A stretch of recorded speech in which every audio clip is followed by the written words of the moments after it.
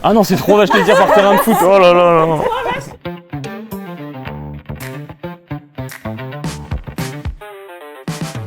On est sur 27 hectares pâturés par à peu près 100 et 110 vaches, ce qui représente 3 vaches par terrain de foot. Donc aujourd'hui, on a un cheptel de 150 vaches laitières pour une surface d'un peu plus de 25 hectares, ce qui correspond à 3 vaches pour un terrain de foot. Oui, alors 26 hectares et demi pour 85 vaches, ce qui reprend à 3 vaches sur un terrain de foot.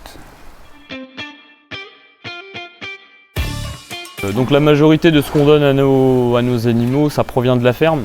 On donne de la luzerne, de l'ensilage d'herbe, de l'ensilage de maïs, un petit peu de paille, du tourteau de colza qui est produit dans l'Aube, et puis de la drèche de blé, ainsi que des céréales de l'exploitation, soit du maïs, soit de l'orge.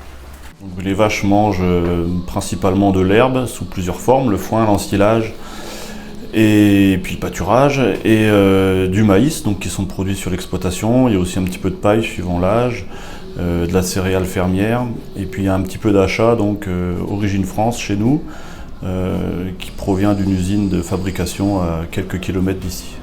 L'ensilage d'herbe et maïs, ça vient de nos champs, donc ensilé mois de septembre là pour le maïs, et plutôt au mois d'avril pour l'herbe. On continue toujours de les complémenter à l'auge quand même, pour des raisons, la météo on la contrôle pas trop, alors on est toujours obligé de donner un petit peu quelque chose à côté. Sinon ça permet qu'elles aient une bonne part de pâturage au printemps et à l'automne. Aujourd'hui on produit essentiellement nos matières, notamment sur la zone Chaours bien évidemment, et puis tout ce qui est blé, tout ce qui est luzerne, tout ce qui est maïs bien sûr, sont produits sur la ferme.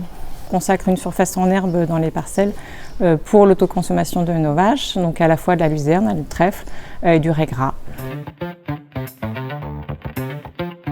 L'ensilage en fait c'est si on prend une plante de maïs qu'on découpe en petits morceaux, qu'après on constitue un silo avec, qu'on tasse bien, qu'on bâche généralement, et voilà. Et après ça va permettre de fermenter, et ensuite vous allez grignoter ce silo petit à petit pour donner à manger à vos vaches.